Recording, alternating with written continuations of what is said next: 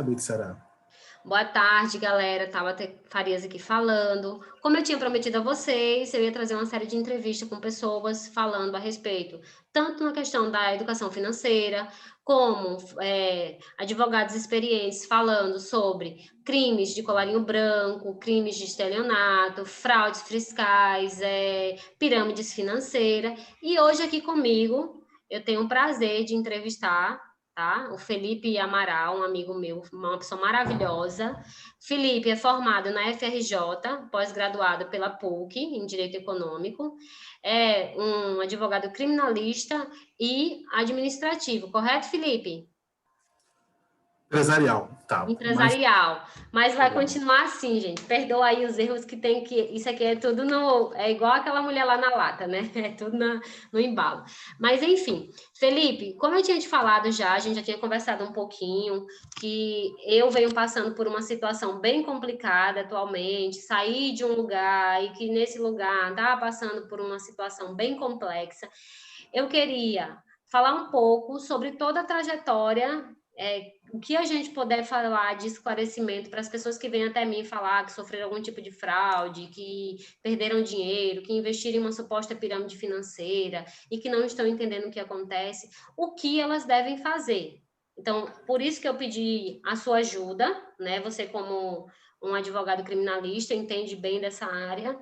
E eu gostaria de fazer algumas perguntas para você, e com base nessas perguntas você me respondesse, e caso você queira falar alguma coisa ou me interromper em qualquer momento para deixar alguma coisa, você pode me interromper, tá bom? Tudo bem, que eu te puder ajudar. Pronto.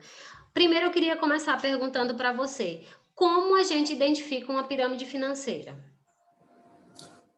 Essa pergunta é bem complicada, porque não é ela não possui um esquema definido. O que a gente consegue entender do esquema de pirâmide, para ficar bem simples, é aquele esquema que ele não é autossustentável.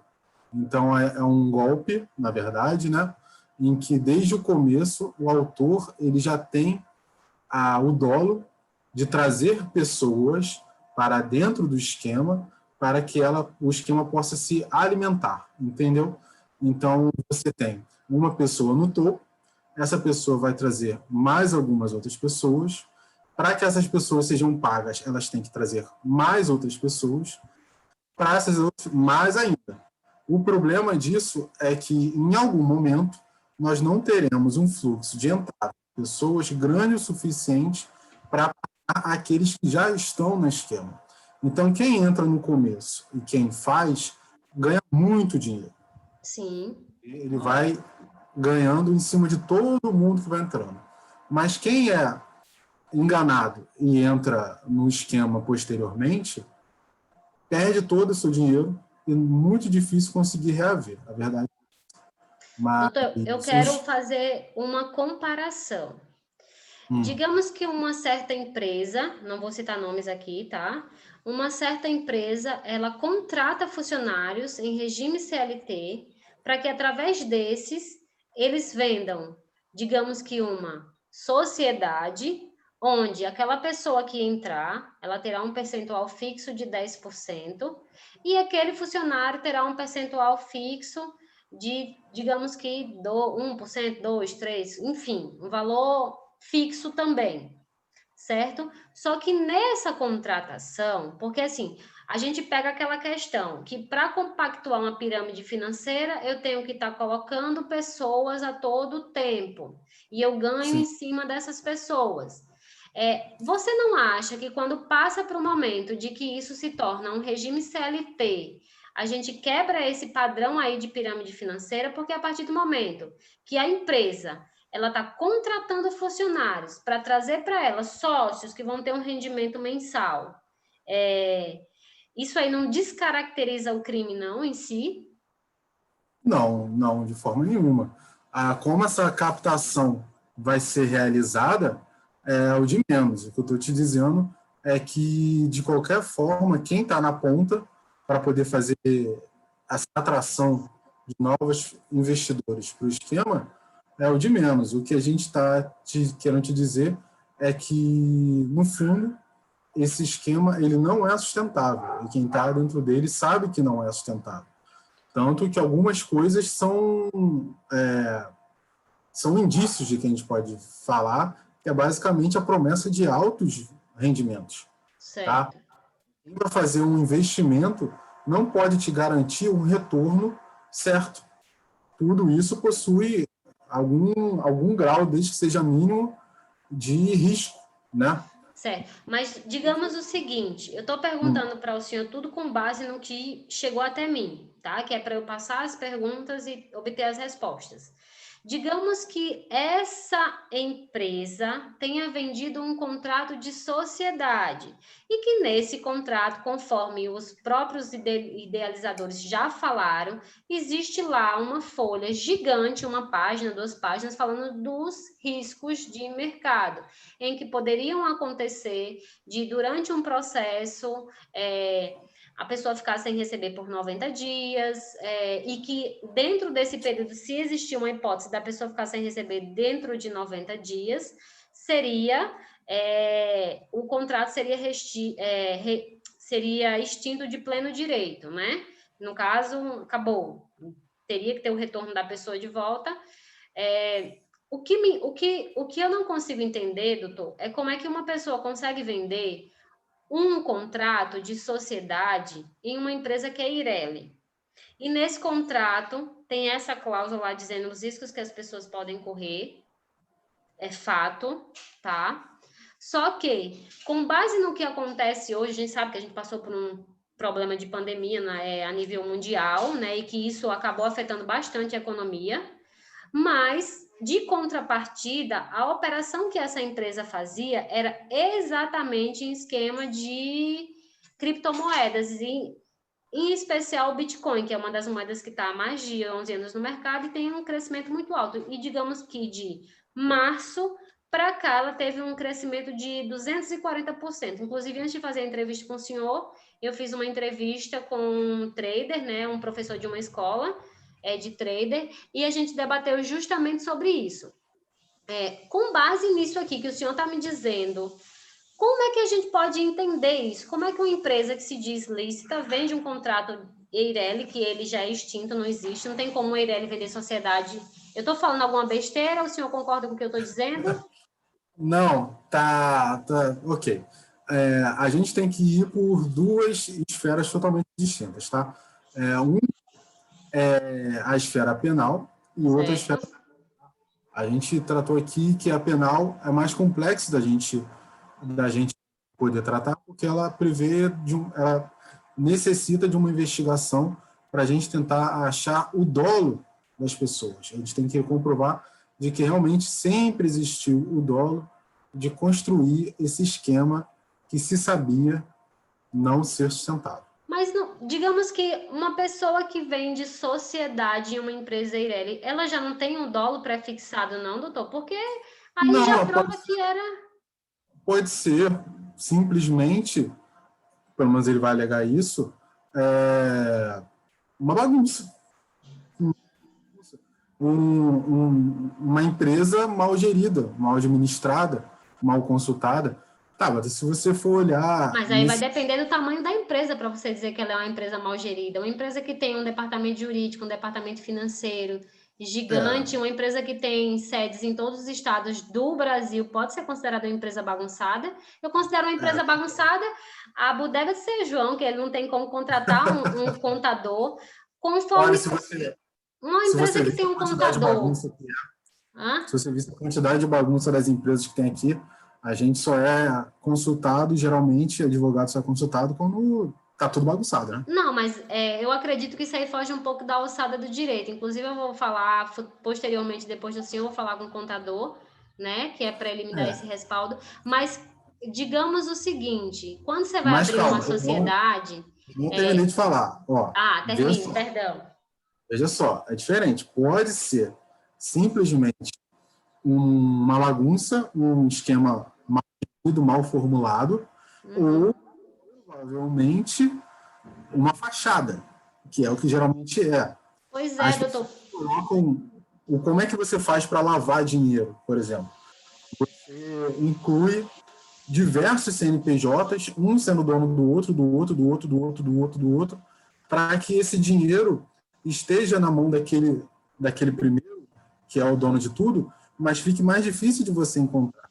Você vai chegar a uma empresa, essa empresa, quando você for procurar quem é o responsável por ela, vai ser outra empresa, e aí quando você procurar, vai ser outra empresa, que vai ser outra empresa, e isso te dá um trabalho absurdo.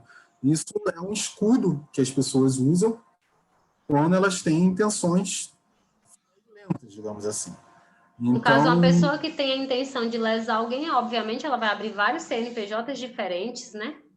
E vários abre vários CNPJs CNPJs em diferentes, Eireli.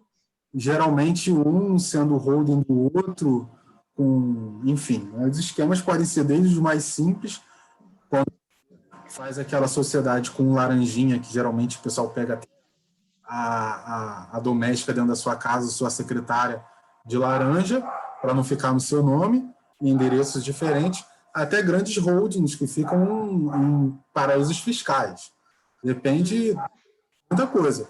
Agora, quando você faz, como você diz, um modelo de negócio todo baseado, como você fala, em Eireles, ou Eireli, depende, né? No Rio a gente fala mais Eireli, baseado todo em Eireli, o que você está tentando muitas vezes, falando tentando, tá? É uma suposição, esconder, ocultar a sua participação ali. Porque se você é uma empresa individual, só aquela pessoa que seria, entre aspas, aqui, o seu laranja, que estaria assinando, estaria como dono da empresa. Você é totalmente oculto desse esquema e está em outra empresa, em outro negócio, entendeu? Então, eu acho que é um esquema feito em Ireli seria muito mal montado, porque se você me diz que as pessoas vendem sociedade, no momento que você é uma Ireli, que você é uma empresa individual de responsabilidade limitada, e você vende cota de participação para alguém ser seu sócio, você não é mais uma empresa individual.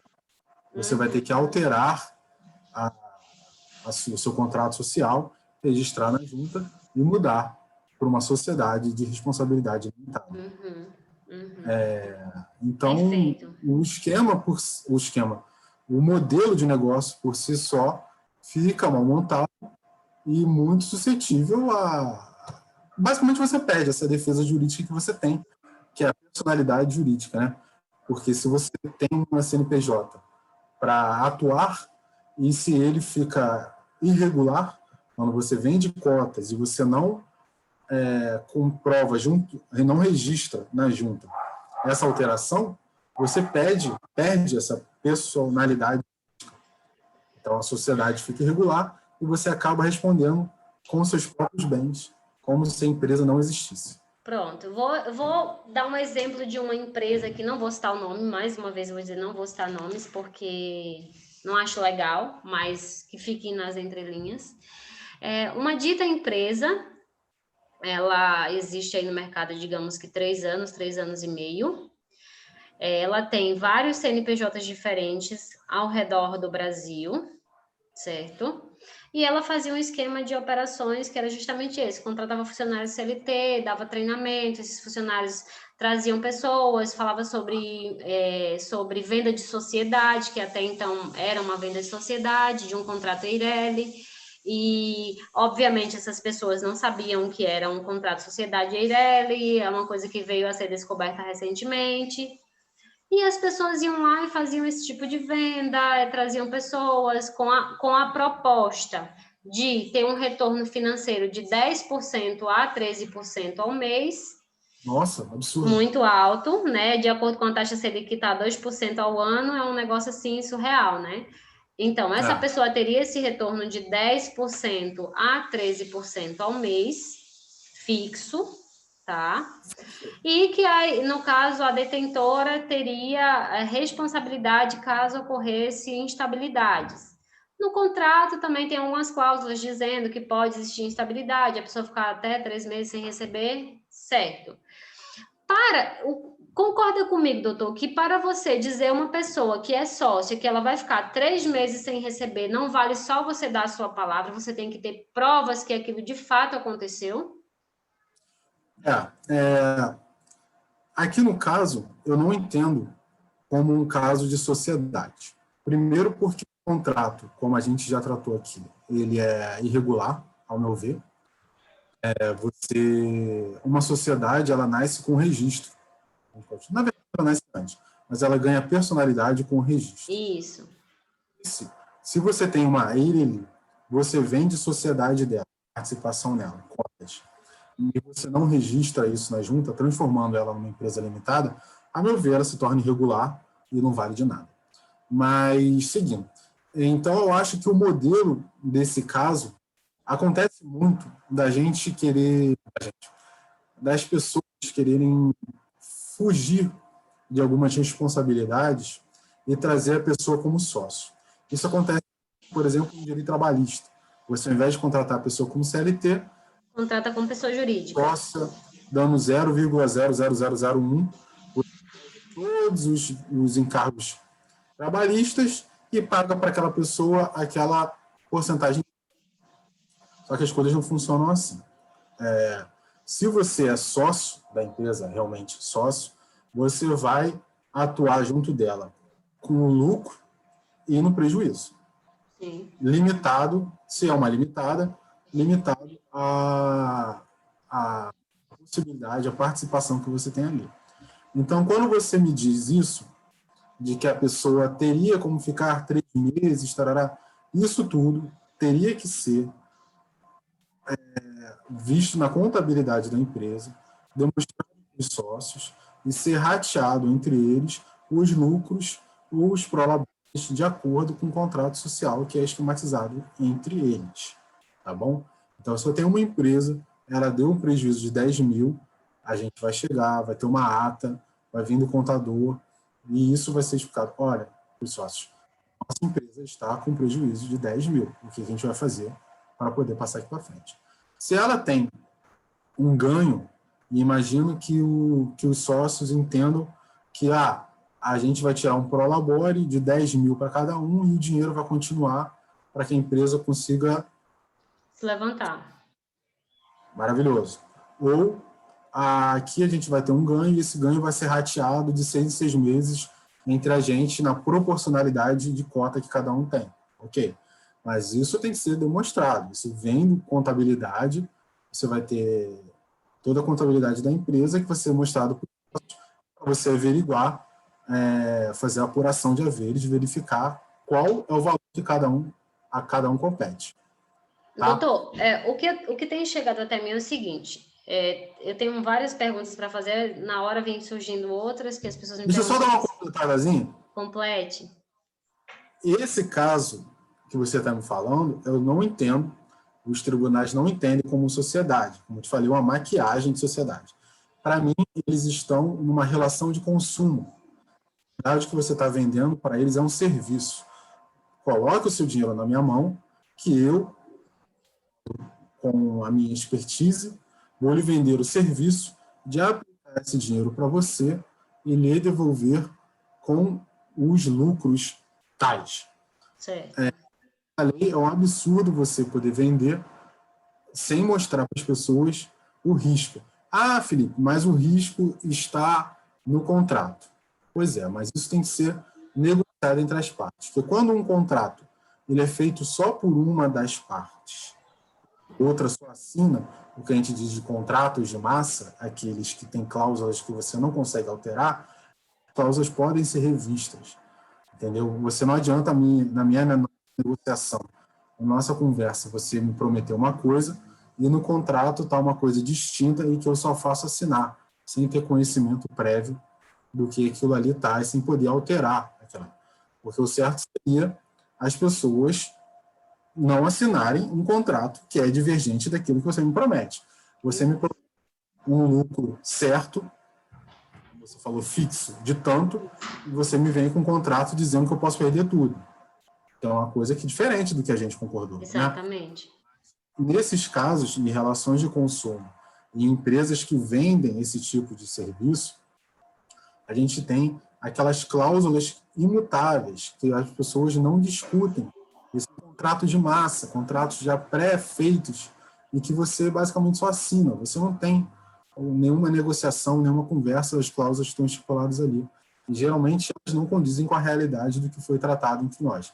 Então, esses contratos podem sim ser, essas cláusulas podem sim ser relativizadas de acordo com o que é a diferença. Perfeito, perfeita a explicação. Digamos que, de qualquer forma, a empresa andasse de acordo com a licitude da lei, tivesse tudo encaminhando, e, de fato, tivesse acontecido um evento atípico em que o capital integral da empresa tivesse sido extraviado, ou tivesse sido apreendido, ou tivesse, por um motivo de sistema, ficar preso. Porque, assim, em um dos áudios que eu tive conhecimento, um dos donos da dita empresa, que eu não vou citar o nome, como eu já falei, diz claramente que 1.000 bitcoins seriam disponibilizados para efetuar pagamentos de sócios e funcionários e dentre outras coisas, 800 e poucos tinham sido, digamos que, extraviados pela plataforma, pela exchange em qual foi operado, certo? Nossa, extraviou de bastante dinheiro. Não estou dizendo que não é de fato isso. Foi um problema, a pessoa fala que é um problema técnico, mas ele não se aprofunda no qual problema técnico é este. Mas ele fala no áudio que mostrou isso a algumas pessoas de confiança e que não iria mostrar às outras.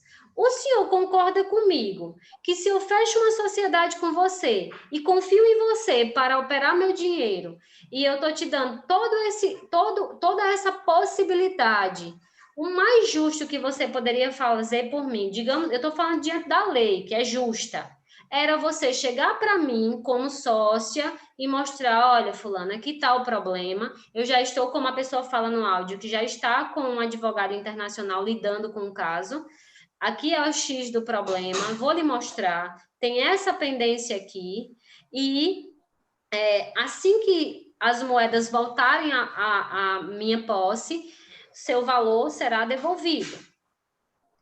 Só que essa pessoa, em momento algum, doutor, ela se prontifica em nos mostrar as provas. Ela simplesmente quer que as pessoas acreditem na falácia delas. E essa pessoa já é indiciada, né? Está sendo investigada, existe um inquérito por uma suposta pirâmide financeira, o que deixa ainda mais subjetiva a possibilidade de acreditar no que ela fala.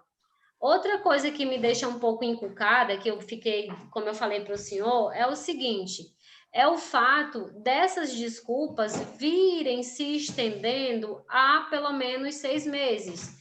De agosto para cá, que deveria ser a volta dos pagamentos de sócios, né? Esses sócios não obtiveram resposta. E sempre é uma novidade. Primeiro criaram um aplicativo que, através dessa plataforma, as pessoas poderiam mandar para as exchanges os valores. Isso não aconteceu. Aí, futuramente, que iriam ser liberados os bits, isso não aconteceu. E que estavam sendo resolvidos, isso não aconteceu. E, por fim, essa hipótese agora, que eu acredito que acabaria com qualquer desculpa, que acalmaria o coração de todas as pessoas, se fosse provado. Nada mais simples do que mostrar lá o extrato, mostrar a continha, o que está sendo feito, dizer qual é a plataforma. Concorda comigo? Eu estou errada. Se eu tiver, o senhor me ajude aí, que eu estou aprendendo ainda o negócio. Vamos lá. A primeira pergunta que você me falou seria sobre a prestação do que seria da empresa. Isso, ao meu ver, teria que ser tratado em assembleia, tá bom?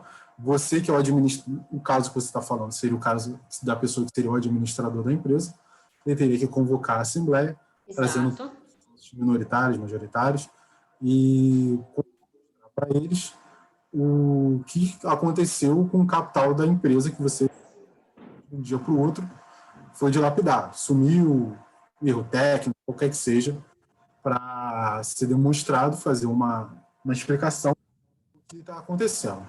você me explicar que o erro técnico espera, como diz um professor meu, papel aceita tudo. Você explicar uma coisa genérica, falar e não mostrar com prova de nada, para mim não serve de nada. Exatamente. Chegamos ao X da questão. E quando a pessoa geralmente não tem resposta, o que ela faz é isso, é enrolar, né? A gente enrola, fala que está resolvido, fala que um advogado é maravilha, o advogado está tratando, e isso é um prazo indefinido, né? Ele pode estar tratando pelo resto da sua vida, você nunca vai saber. Gente que morre não recebe porque o advogado está tratando. Outra coisa que eu ia falar com você, dos casos que eu estava dizendo aí, eu até anotei aqui, a gente tem que ter muito cuidado que teve uma alteração aí com o pacote anticrime que Sim, mudou os crimes, o tipo de ação nos crimes de estelionato. E esses casos, para mim, são crimes de estelionato, os casos de pirâmide, que você me falou. E o que mudou? Foi favorável para as vítimas ou favorável para... Favorável... aí depende, né? Cada professor vai falar uma coisa diferente. Eu acho que ficou pior, mas... vamos lá. Primeiro que agora ele agora necessita da representação da parte do ofendido, ou seja, não é mais somente o Ministério Público que vai, por ele só, fazer ação incondicionada, como era antigamente. Agora precisa de uma representação, ou seja, precisa de uma, entre aspas aqui, vamos falar aqui, uma reclamação da parte da vítima. Ela tem que mostrar óbvio. a vontade de que ela está sendo lesada. Então, ficar No caso, sentado... vai ter que agir de ofício, né? A justiça vai ter que agir de ofício. Não, ao contrário. Você ficar sentado, esperando, achando que o Ministério Público vai resolver tudo por você, não é mais. Porque o Ministério Público, quando a gente tem uma ação incondicionada à representação, o Ministério Público ele é a parte ativa e ele faz independente de você. Certo. A gente tem uma que é condicionada à representação da parte, você tem que dizer, olha, eu me sinto ofendido, atue. E aí o Ministério Público vai fazer alguma coisa. A gente tem agora um prazo de 6 meses, se não me engano, de 6 meses, a partir do momento em que você sabe quem é o autor da ofensa. Então, se você está sentindo, se você já sabe do esquema, você já sabe quem é o autor, sabe o que ele está correndo, vá à delegacia, faça o BO, porque se você não fizer, te passado de 6 meses, decaiu. Sério, doutor? Eu não sabia disso, estou sabendo agora. Você aceitou essa pancada aí. Então, a gente está falando da esfera penal. Você soube que você tomou uma volta e ficou quieto. Tá bom? O que a gente pode discutir é de quando é que você tem o conhecimento da autoria dos crimes. Eu estava até conversando com uma colega minha há pouco tempo, inclusive ela está mandando até mensagem aqui. Na verdade, eu acho que todos chegaram a conhecimento em dezembro. Então, as pessoas têm dezembro, janeiro, fevereiro, março, abril, para prestar essa queixa? 6 meses, né? 6 meses. Dezembro, janeiro, fevereiro, março, abril, maio, junho. Depois disso, não adianta mais prestar queixa na justiça, que acabou. Cara, eu sempre vou dizer que precisa, porque apesar de você decair do seu direito, ou seja, o Ministério Público, a partir daquilo ali, não conseguir atuar, o fato ocorreu de qualquer forma. Uhum. E mesmo que talvez você não seja uma das vítimas que vai estar dentro da ação, você vai estar mostrando para a autoridade policial o que é que eles fazem ocorrer. Então, mesmo que às vezes você acabou dando brecha, você consegue ajudar outras vítimas. Outras vítimas, exatamente, mas que é o isso mais não importante. quer dizer que na área civil a gente não vai tratar, tá bom? Sim, perfeito. Do O que eu crime quero de perguntar ao senhor é o seguinte, no mesmo áudio desse autor, ele cita aí uma pessoa que tinha o contrato, que é um contrato nulo, e que eles deram a réplica de uma denunciação caluniosa, que teve também agora esse respaldo na lei, a mudança, acho que foi agora, 2020, né? 12 de 2020, foi feita agora em dezembro, uma mudança para denunciação caluniosa, que quando você entra nos autos, que você faz uma denúncia perante o Ministério da Justiça, etc., você pode ser processado por denunciação caluniosa. Dentre todas essas coisas que eu falei para o senhor, da pessoa estar sem resposta, da pessoa buscar ajuda e não conseguir, da pessoa querer reaver o dinheiro dela de volta, que é dela por direito, e não obter sucesso, da pessoa se sentir com medo, porque viu que o negócio não está sendo tão correto, porque já tinha ultrapassado os 90 dias, assim, se ela deveria ter recebido em abril, e ela fez a denúncia em novembro, ela está mais do que certo que isso de fato ocorreu, né? Mas aí, essa questão que eles dizem no áudio, você consegue ouvir eles dizendo que isso não é uma ameaça, porém as pessoas que acionarem a justiça vão receber a réplica de uma denunciação caluniosa. As pessoas têm que ter medo disso? Não. Vamos lá. O que é a denunciação caluniosa? Sim. A denunciação caluniosa é quando você sabe que aqueles fatos não ocorreram, você sabe que aquela pessoa não cometeu aquilo, você denuncia ela você denuncia, né, com o intuito de lesar a pessoa. Prejudicar, lesar, Isso. vai sofrer investigação, Sim. Então, essa é a denunciação caluniosa. A gente não pode, de forma nenhuma, restringir o acesso à justiça. O acesso à justiça é um dos fundamentais que a gente tem. O acesso à justiça, nada pode impedir. Nem a falta de dinheiro, nem a falta de nada. A gente tem defesa pública por causa do acesso à justiça. A gente luta por causa do acesso à justiça. Então, nada pode atrapalhar você de ir a juízo e reclamar um direito. O que você entende como correto. Você pode perder, mas você pode ir à justiça e reclamar aquilo que você entende como direito. Desde que não seja uma coisa impossível, né? Sim. Outra coisa, no áudio, a pessoa ainda... Eu me vi, tipo assim, zombada. Eu vi assim como... Só um adendo.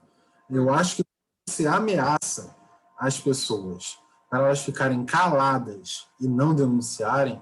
Isso, para mim, sim, é um caso em que você está fazendo uma coerção às testemunhas nos casos. Eu concordo com isso. Porque, assim, caso que ele fala que não é uma ameaça, mas eu vejo como uma coerção a partir do momento que você fala que se você for para a justiça, você vai ter represária de uma denunciação caluniosa.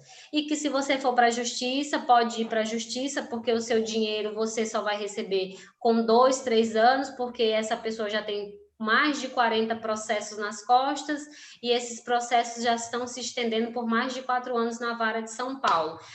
Eu ouço isso e dá a entender para o cidadão comum, como eu e várias outras pessoas, que a justiça não está nem aí para a gente. É como se eu estivesse rindo da cara da justiça. Eu não sei se o senhor está me entendendo, mas quando eu ouço uma pessoa dizer a mim, pode ir lá procurar a justiça, vai demorar 2, 3 anos para você receber, e eu vou estar usando o seu dinheiro aí, tendo rentabilidade para a empresa, e quando chegar lá na hora eu vou te devolver uma porcentagem do que você de fato deveria receber.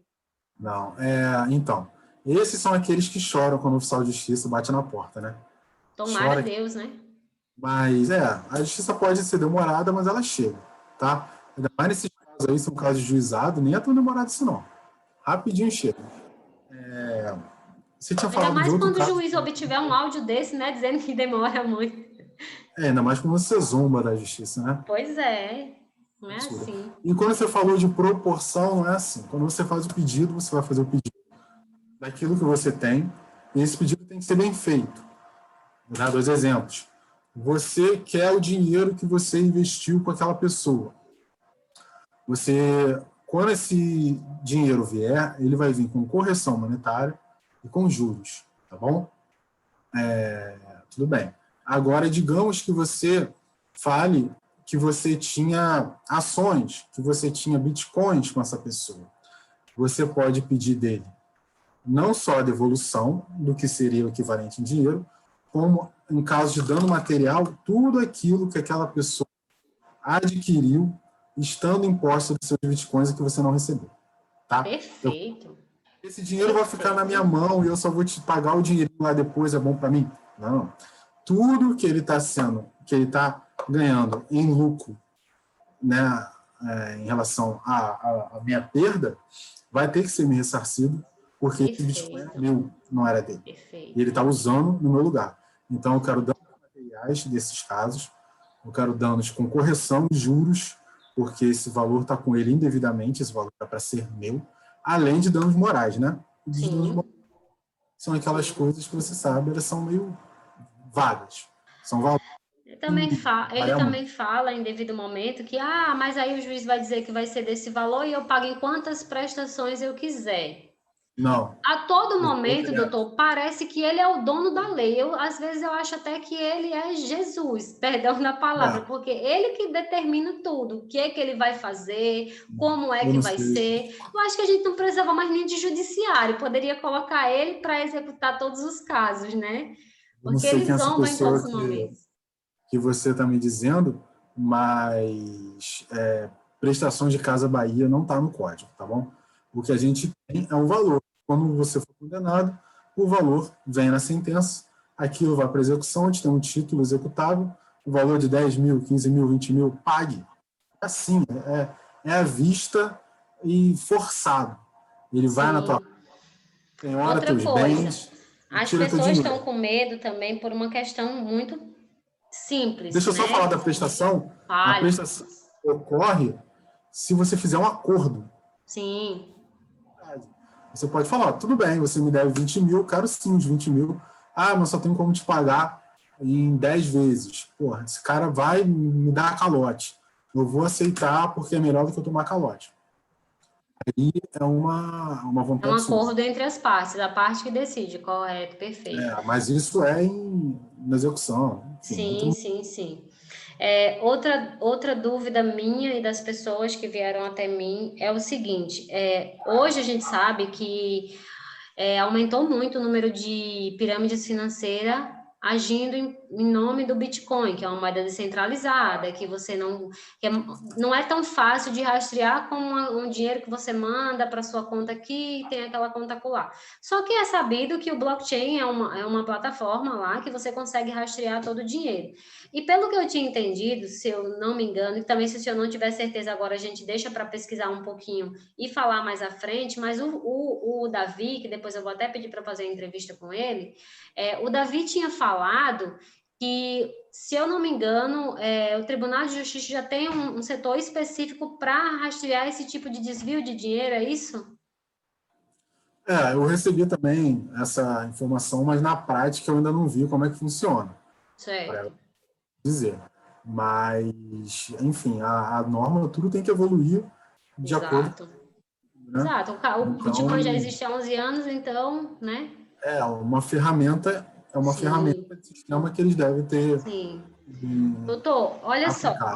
Uma coisa que eu vou dizer, tem outros áudios aqui de minha autoria, que está comigo, na verdade, em que essa mesma pessoa ela fala o seguinte, que tem mais de 300 contas para fazer esse tipo de operação.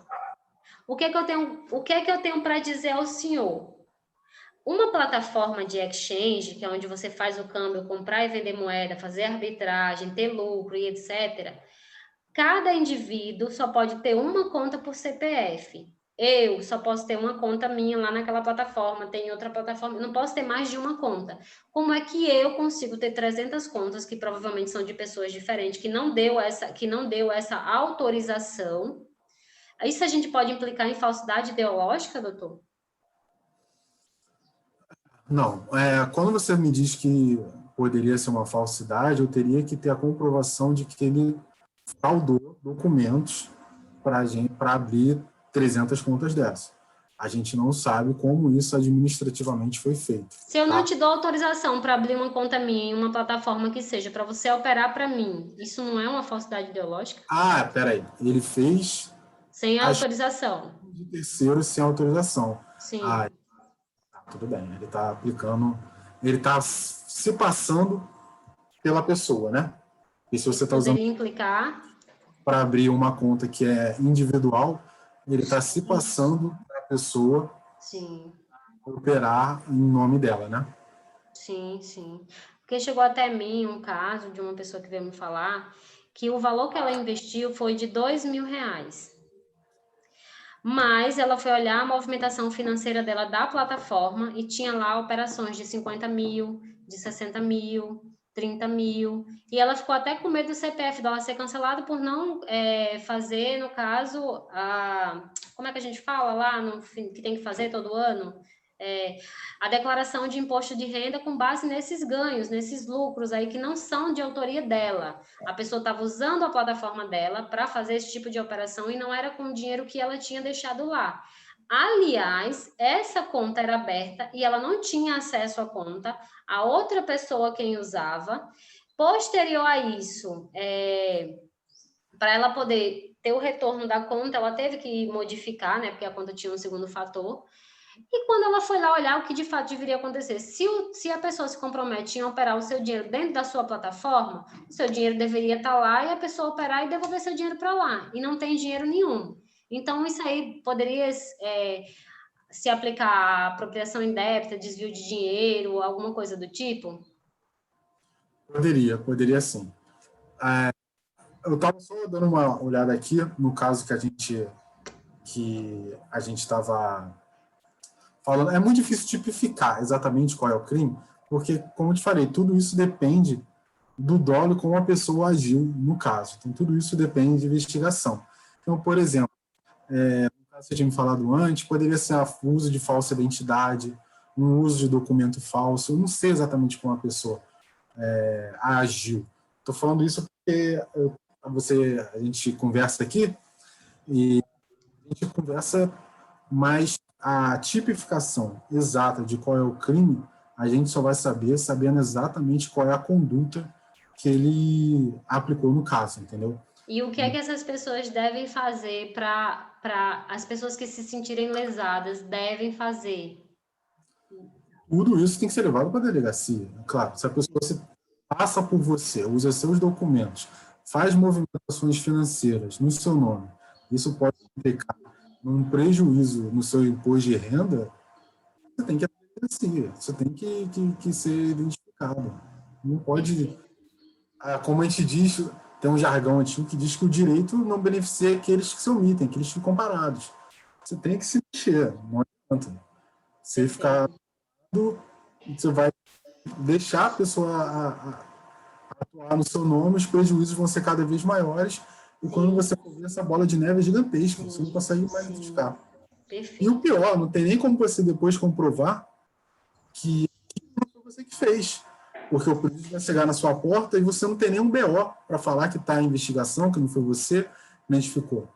Eles estão usando seus documentos, estão usando suas assinaturas, não sei se é assinatura eletrônica, como é que ele está fazendo, e você está Que deixando. não precisa de assinatura eletrônica, sabe? Só precisaria do documento, você com a foto com o documento, e por vezes se for necessário, fazer um vídeo. Porém, dentro da plataforma em que operava, todos os sócios dela mandaram esses documentos, entende? Para operar. Eles criaram um aplicativo em que mais de 5 mil pessoas tiveram que mandar a fotinha lá do seu documento. Então, Então, ela está se apropriando de um documento que a pessoa usou num cadastro para fazer o cadastro num outro lugar e fazer movimentações financeiras, é isso? não, eu não posso afirmar isso, né? Eu Ah, acho. Calma. a gente tá Estou falando de um falando que caso aqui. eu tô em hipótese. Isso pode ocorrer, né? Eu não vou afirmar nada aqui, certo? Isso pode ocorrer. O que me intriga muito é que dentro de uma plataforma, e isso aí eu tenho como provar, dentro de uma plataforma você só consegue ter um CPF por pessoa. Não existe 300 pessoas com o mesmo CPF, né? Mas existem 300 contas diferentes, porque são 300 e-mails diferentes, são 300 contas diferentes. E isso, assim, Eu não cheguei ainda ao X da questão de por que isso aconteceu, né? Também não posso afirmar que, de fato, existam 300 contas sendo tramitadas, pode ser que existam só 300 e-mails, mas eu também não sei porque uma pessoa vai querer 300 e-mails, né? Não sei. Mas, enfim, diante de tudo isso, eu não estou fazendo nenhuma afirmação de que a pessoa está detendo, fazendo uso de falsidade ideológica, usando, mas que chegou até mim, que dentro de 2 pessoas ou 3 já chegaram para mim, disseram que na plataforma de origem delas, aonde elas passaram, tinham transações que não foram realizadas por elas de valores altíssimos, e isso está vinculado ao CPF dela, então é uma coisa que é um pouco estranha até, né? Bem estranho mesmo. Mas isso tudo vai ter que ser averiguado em investigações. Sim, com certeza. Aqui tem o princípio da presunção de inocência, que até que se prove o contrário, todo mundo é inocente, a gente não pode passar da lei, então ninguém está acusando ninguém. Aqui é mais uma questão de esclarecimentos. Como o senhor sabe, eu sou uma das curiosas do mundo aí, né? E eu gosto muito, eu queria trazer essa entrevista para que as pessoas possam entender um pouco melhor aonde elas estão, em que elas podem se envolver, como elas podem sair. Uma coisa que o senhor me falou que eu ainda não tinha me atentado nessa mudança aí do prazo de caducar, né, a denúncia para o Ministério Público. Então, são 6 meses. Se a pessoa tá passando por essa situação, digamos que desde abril ou março, maio, ela tem que correr atrás, né, porque o prazo pode estourar e ela acabar ficando sem uma representação do Ministério Público contra ela, e aí a gente vai passar só para a parte civil da história. E, doutor, é isso. O que eu tinha para perguntar ao senhor, acho que eu perguntei, tá? Eu queria deixar aqui um respaldo, que é o que eu entendo, que eu queria que o senhor concordasse comigo. As pessoas que sofrem esse tipo de situação, que estão passando por esse tipo de situação, que acham que estão se envolvendo em uma pirâmide financeira, que acham que sofreram um calote, o que essas pessoas devem fazer? Então, os crimes que a gente está tratando aqui de uns crimes contra a economia popular, crime Sim. pode ser fraude, enfim, pode ser vários tipos de coisa. Só o famoso 171. Você aplicar um golpe, enganar a pessoa e tirar dinheiro, né? Mas em qualquer caso desse, você tem que procurar a autoridade policial para fazer a notícia do crime, e você tem que, na esfera civil, tentar remediar o melhor que seja possível os prejuízos que você está sendo, entendeu? Certo. Então, Se a pessoa pode se a falar. pessoa está lhe aplicando um golpe, ela não de boa vontade lhe devolver esse dinheiro. De forma nenhuma. A vontade dela sempre foi enriquecer, né? No caso que você está dizendo, aí pode ter acontecido, né? Então, uma pessoa que sofre qualquer tipo de prejuízo desse, ela tem que movimentar, tem que correr, procurar a justiça, procurar a policial para tentar reverter mais rápido e diminuir os prejuízos dela o máximo possível. Inclusive, ela pode citar, né, que está Não dá. sofrendo esse tipo. Inclusive, eu acredito que as pessoas que forem levar ao pé da letra isso aqui, elas devem lá citar que tem essa questão da coerção, de que eles falam que elas não vão para a justiça, porque pode sofrer represálias. E também a questão de as pessoas, gente, não acreditem nessa história de que seu processo vai demorar 2, 3 anos, não é, ninguém determina o prazo da lei, exceto a própria lei em si, né, Felipe? A lei que vai determinar o prazo, você pode recorrer até primeira, segunda, terceira instância, mas vai chegar um momento que vai dar trânsito em julgado e acabou a história, não é verdade? Sim, é verdade. Mas a gente tem aí, depende do rito, né? Depende dos valores que a gente está tratando. Se a gente estiver tratando em juizado, o juizado é bem mais rápido. Sim. Resolvido bem mais rápido. E não tem todas essas instâncias que você está imaginando, não. Ah, então perfeito, ainda estava Você, errado. você recorrer em juizado. Os valores de custas são absurdos e geralmente não adianta de muita coisa, não. Tá? Quando a gente está falando de valores mais vultuosos, que extrapolam a competência do juizado, aí você está falando de vara cível, demora um pouquinho mais, eu acho muito melhor, porque o processo ele vai mais lento, mas ele vai mais de uma forma mais ordenada, mais certeira, com a produção de provas, uma coisa mais complexa, entende? Eu acho muito melhor para a gente lidar com casos que também não é casos absurdos, tá bom? Sim. E lembrando que Tudo todos aqueles que eletrônico. forem precisar usar a vara civil, né? Tem toda aquela questão da correção monetária, da Não, nos dois indenização. casos tem, tá? Do juizado também tem. Ah, Agora, tá. é uma coisa bem mais simples, porque tudo é eletrônico.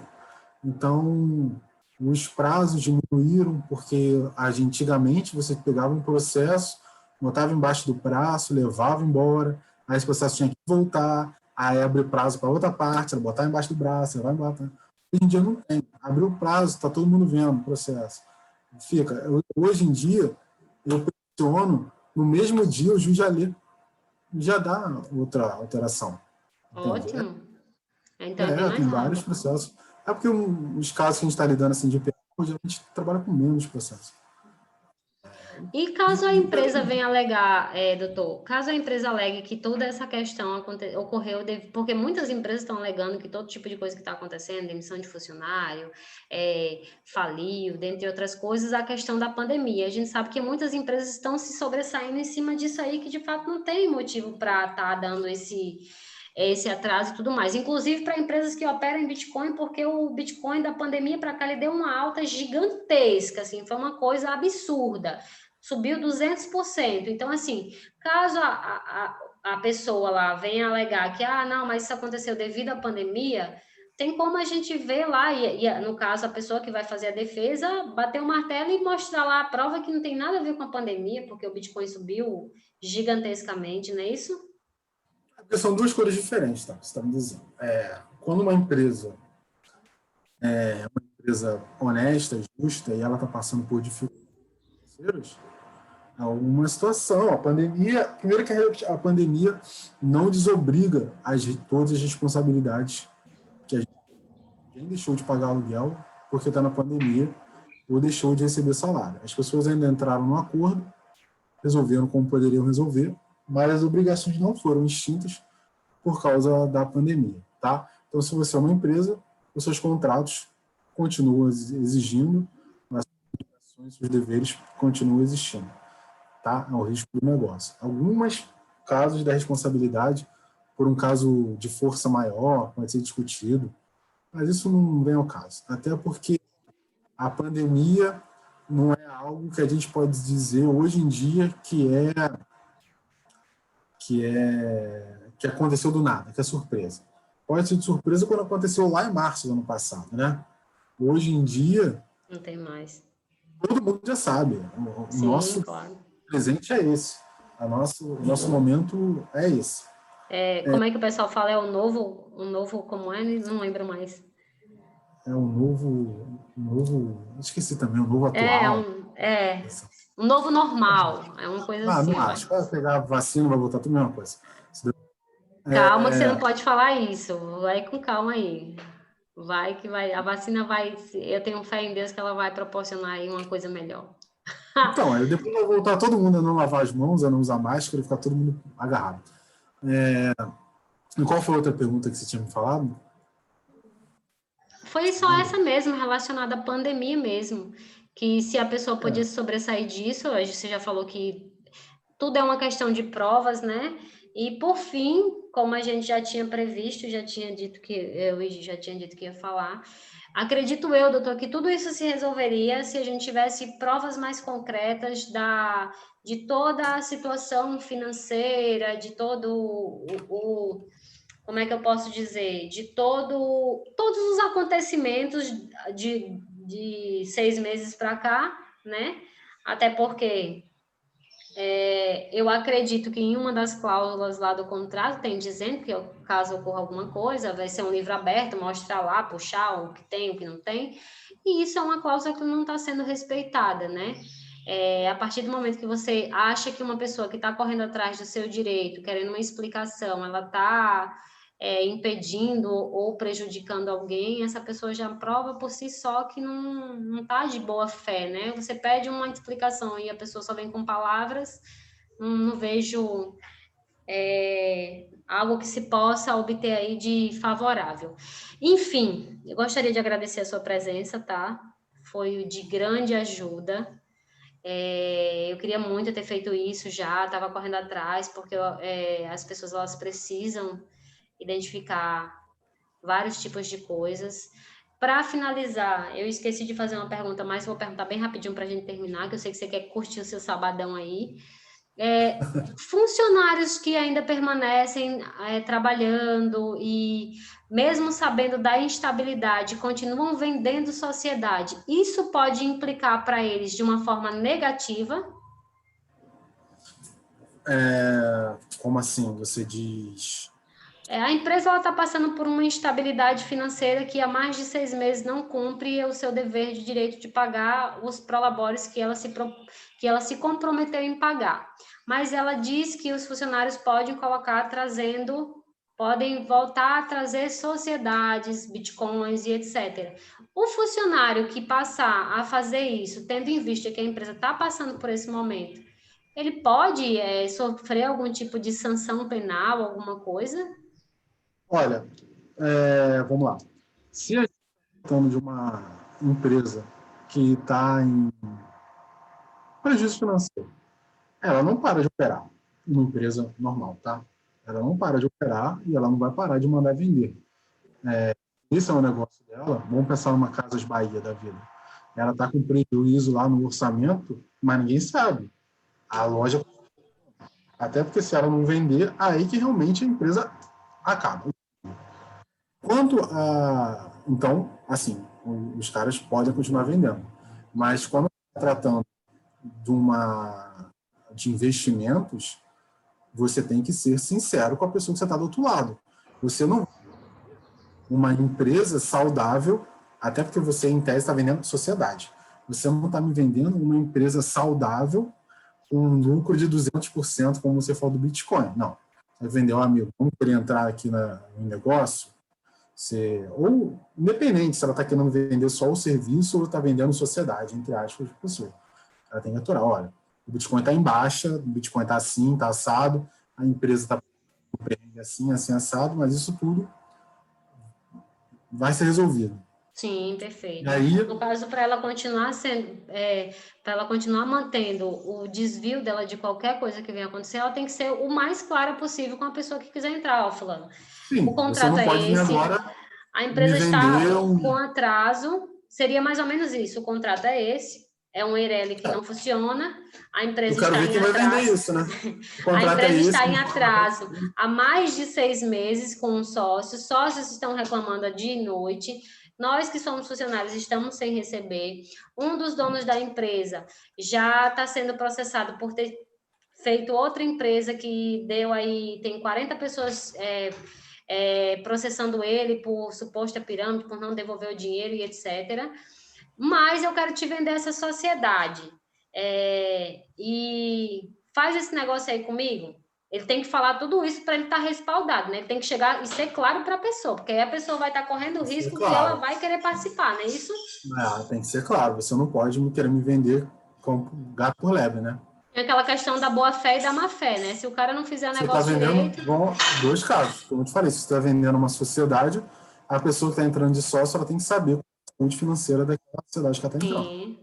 Você não pode fraudar isso. Isso Isso. é um consumidor e que está entrando e o cara está te vendendo um serviço, você tem que saber o que você está comprando. Você não pode chegar na casa, o cara te vender, olha, essa geladeira é maravilhosa. Quando você entra, você vê ela cheia de ferrugem.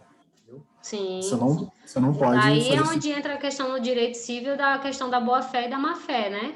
Não é isso? Isso. Pronto. Isso. Agora, perfeito. se a gente está falando... ai, meu Deus. Se a gente está falando... Eu não sei. Se fosse o caso de uma empresa que aplica golpe, a pessoa que está do outro lado, como eu te falei, o golpe depende de dólar. Ela tem que saber que ela está aplicando um golpe. Se você é apenas o funcionário da empresa e que está atuando em nome da empresa, quem está aplicando o golpe é quem é o responsável pela empresa. Ótimo. É apenas uma manipulada, entendeu? Certo. Mas mesmo eu sendo funcionário, a partir do momento que eu sei tudo isso, na hora de passar, eu tenho que passar toda a verdade para a pessoa que vai entrar. Porque caso eu omita Claro. essas informações, futuramente eu posso, inclusive, ser indiciado e estar nos autos do processo que agi de má fé com a pessoa, né? Que eu Claro. É omiti porque dela. quando você trabalha numa empresa, como você diz, as pessoas no CLT, elas são, digamos assim, elas são uma extensão da empresa. Ela não trabalha na pessoa dela. Então, possivelmente, eu não entendo que ela vai responder. Claro, eu Porque também ela não vejo dessa forma, graças a Deus, né? Porque, na verdade, os funcionários que ainda se mantêm lá estão lá por, infelizmente, acreditar em algumas propostas ou por não ter outra saída, né? A gente entende dessa forma, eu entendo dessa forma. E eu queria pedir o essa problema, explicação para poder ajudar, inclusive, eles também. o problema é se for realmente um caso com esquema, a pessoa souber do esquema e largar o dane-se. E aí, com dolo, mesmo que eventual, nesse você passa a ser um cúmplice dos golpes, entendeu? Aí tudo é uma questão de dolo, de você saber, ter consciência, é uma coisa subjetiva. Você sabe do que está acontecendo, ter noção de que a situação está errada, e você vai largar aquela palavrinha e continuar fazendo, isso que a gente chama de dolo eventual. Você vai estar, apesar de você saber o que está acontecendo, você vai participar, vai aplicar a situação. Perfeito. E aí sim, você criminalmente, civilmente, tem sim responsabilidade. Perfeito. Vamos encerrar com isso, né? Deixar aqui. Obrigada, tá? Mais uma vez, por se disponibilizar no pleno sábado a fazer essa livezinha comigo, C10. Nada, estou à disposição de todo mundo.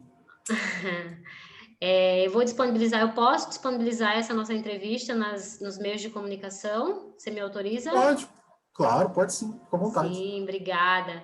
Ó, boa tarde aí para você, tá? Bom descanso, muito obrigada. Vou encerrar aqui agora, galera. E até o próximo videozinho que vai ser disponibilizado na nossa plataforma, tá? Tchau!